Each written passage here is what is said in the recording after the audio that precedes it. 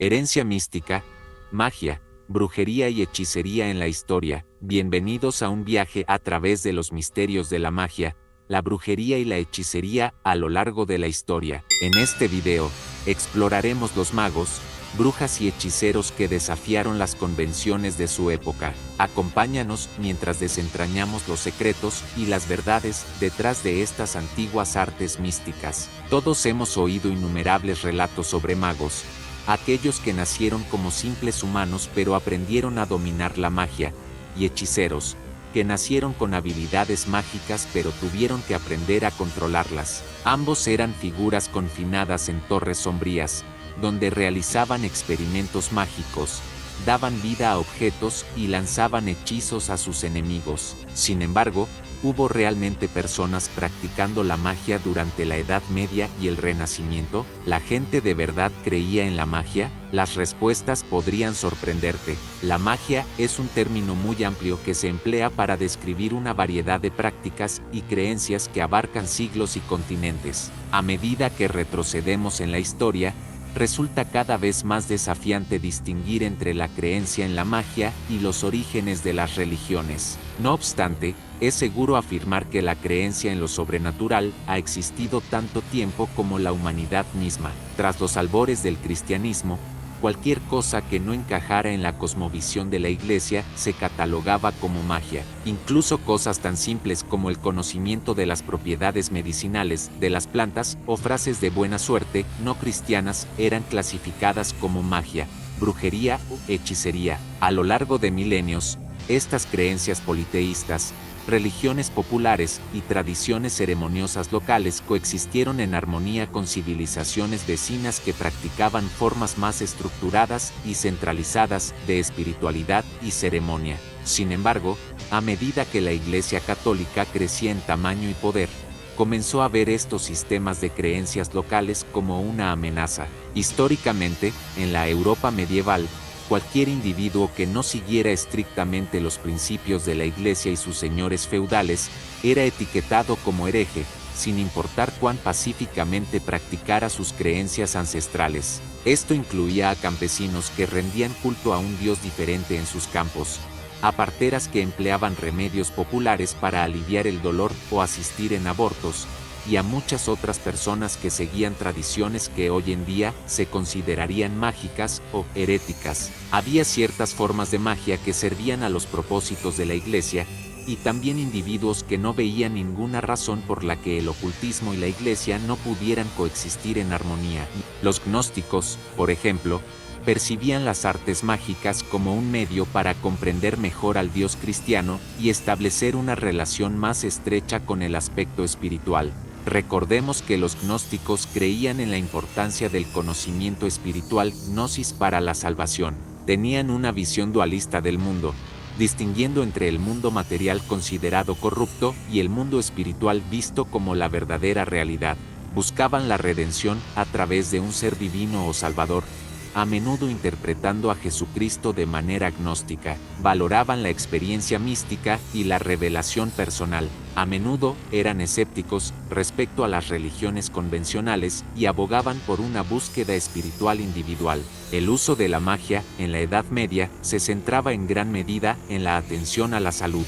Las parteras, los médicos populares y los herboristas de la época tenían un profundo conocimiento de los recursos naturales que los rodeaban y a menudo complementaban sus tratamientos con amuletos y palabras de bendición, o preparaban sus elixires y mezclas de formas que se creía que desencadenaban el poder mágico de los ingredientes. Los herbolarios tenían el libro de sanguijuelas, esencialmente un manual de recetas mágicas. En sus páginas se podía encontrar una lista de más de 400 plantas, insectos y partes de animales, junto con sus propiedades mágicas y medicinales detalladas. Uno de los libros de sanguijuelas más antiguos que ha llegado hasta nosotros es el Acnunga, un libro anglosajón que data de alrededor del siglo X después de Cristo. Contiene información medicinal y amuletos mágicos escritos principalmente en inglés antiguo y latín.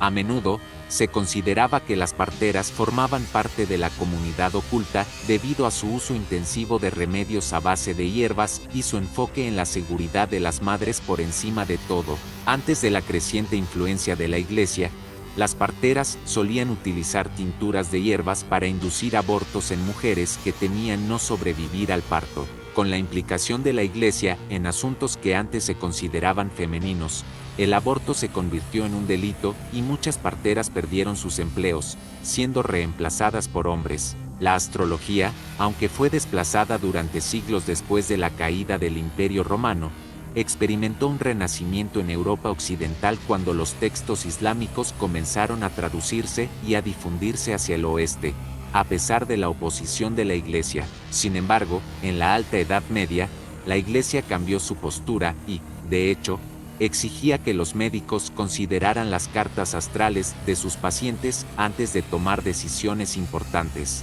A pesar de que la astrología eventualmente se aceptó en la sociedad occidental, no fue el caso en el Imperio Bizantino al este. En Constantinopla y sus alrededores, la astrología se consideraba contraria a la voluntad de Dios y se perseguía activamente. La profecía y la adivinación se extendió tanto en las comunidades herejes como en la católica. En algunas regiones, como Sajonia, se imponía la pena de muerte a cualquier persona sorprendida leyendo el futuro de otros.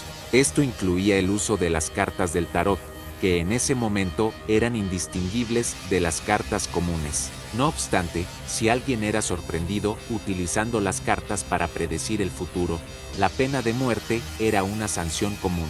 Las comunidades ocultas que practicaban la magia, existían distinciones y límites. La magia blanca incluía cualquier práctica o ritual realizada con desinterés o con preocupación por otros, como la magia curativa o la asistencia en el parto.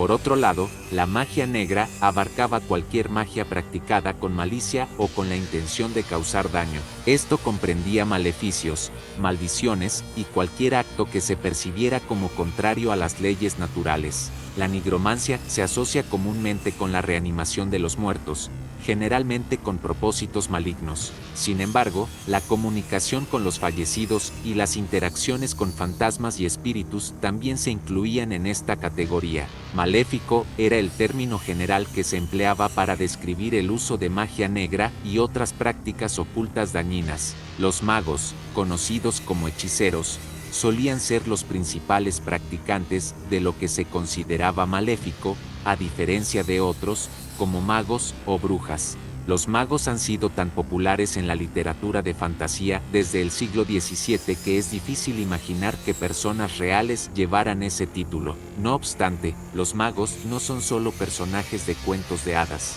Hubo individuos que se autodenominaban magos y realmente practicaban las artes místicas. Abraham Abulafia ganó notoriedad por su supuesta capacidad de proyectar su cuerpo en la luz y evocar a su segundo espíritu, realizando actos místicos y conjuros divinos. Alberto Magno, la leyenda cuenta que logró crear la piedra filosofal, el objetivo principal de todo alquimista. Morgan Le Fay era una hechicera que colaboraba tanto con el rey Arturo y sus caballeros de la mesa redonda como en su contra. Se le atribuían habilidades en curación y transformación, entre otras. Nicolas Flamel se dice que era un escriba de día pero un poderoso alquimista y hechicero de noche, quien supuestamente descubrió el secreto de la piedra filosofal, lo que le otorgaría la vida eterna. Roger Bacon fue considerado uno de los magos y ocultistas más influyentes de su época. Se le atribuyen logros mágicos como dar vida a una cabeza mecánica gigante de bronce y otorgarle conocimiento infinito. A lo largo de la historia, la magia, la brujería y la hechicería han sido un constante punto de interés y debate. Las brujas perseguidas, los juicios, los magos y hechiceros que buscaron el conocimiento arcano. Estas prácticas han dejado una profunda impresión en nuestras sociedades y culturas. Si bien algunos eran considerados herejes y otros visionarios, su legado perdura hasta nuestros días, recordándonos que la línea entre la realidad y lo desconocido a menudo es más tenue de lo que imaginamos. Gracias por unirte a nosotros en esta exploración de la magia a lo largo de la historia. Si te ha interesado este viaje místico, no dudes en compartir, comentar y suscribirte para más contenido fascinante. Hasta la próxima.